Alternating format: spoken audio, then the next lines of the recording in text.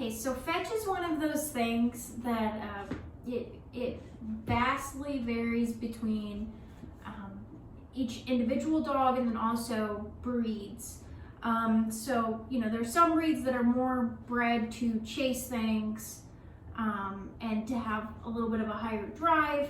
Bernedoodles don't have as much of that drive to chase things as a lot of breeds do, and they also just in general don't have a ton of drive to like keep working, keep finding things and stuff like that.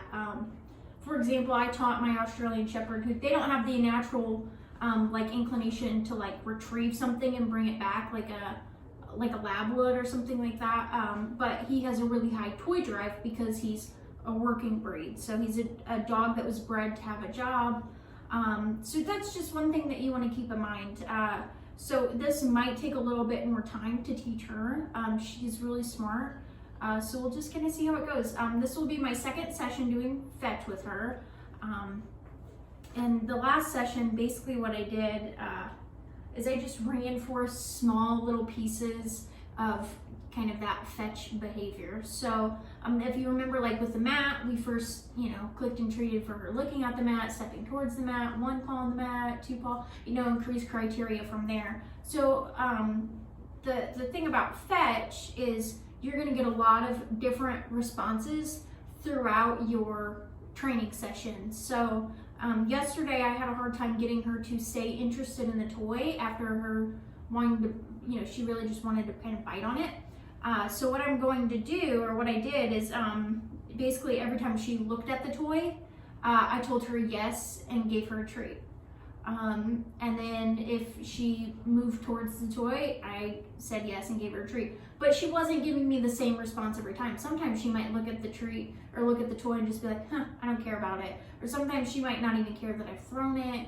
And then other times maybe she does bring it back, and then at which point I give her a lot of praise, a lot of treats, play tug with her, whatever. So now I'm just getting her interested in the toy. I've got this little soft ring. Just getting her to play tug. So now we're gonna work on a drop it, yes. As soon as she drops it, I give her that treat. It's always good to kind of exchange the object that you're using. We don't want her to learn that we're just constantly gonna take things from her, taking toys away from her or anything like that. So, it's best, especially while they're young, to, when you're first starting to teach that drop it, switch it out for a treat or switch it out for another toy or a bone or something like that, even if it's something that you don't want her to have. Again, we just don't want her to feel like she's got to guard objects because we just always take things from her. So we want her to feel like she can trust us.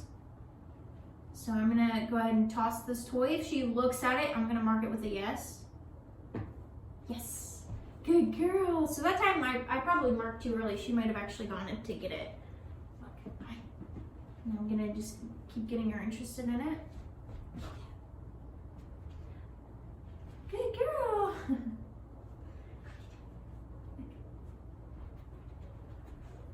Ready?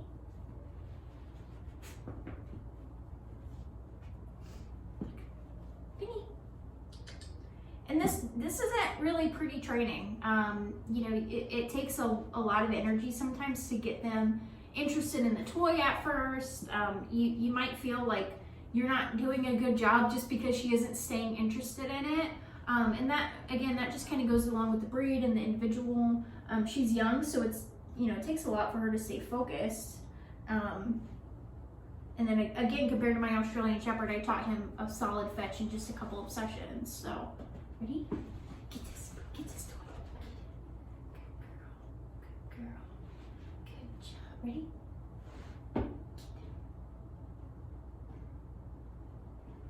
Penny.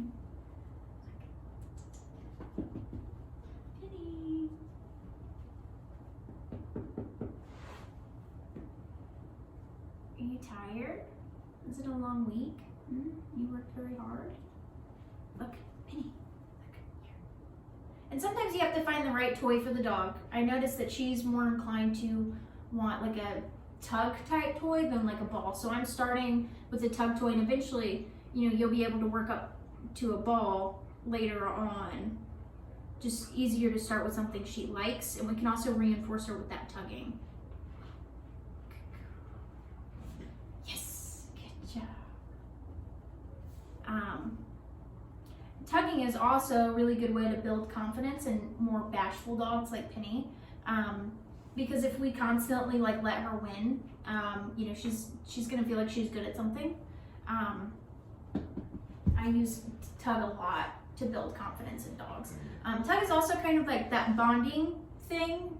You'll notice like in packs of wolves and stuff, they actually will take the whole group, and they'll all be ripping at a carcass or whatever. I know that's a little graphic, but you know, that it's like a teamwork thing. They all as a pack will do that together, so it can be really bonding. Drop it. Yes, good job. Ready? So right now it's all about just building the association with playing with the toy. Ready? Huh?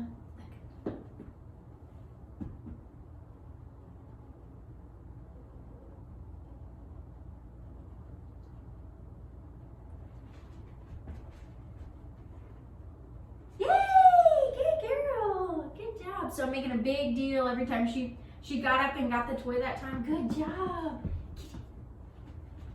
Yay, good girl. Yes, good job. So she actually picked it up that time. Good girl. Ready? So again, just the more you encourage her, you know, it's obviously right now that the more we encourage her, the more she's gonna want to play with the toy, right? So good job. So I let her win a lot when we're playing Tug. Good girl, can you bring it here?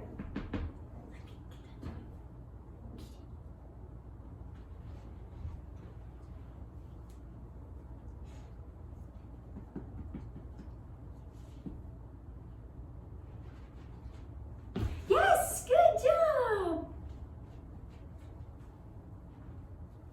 Good girl. That was really cute. Yay, good girl.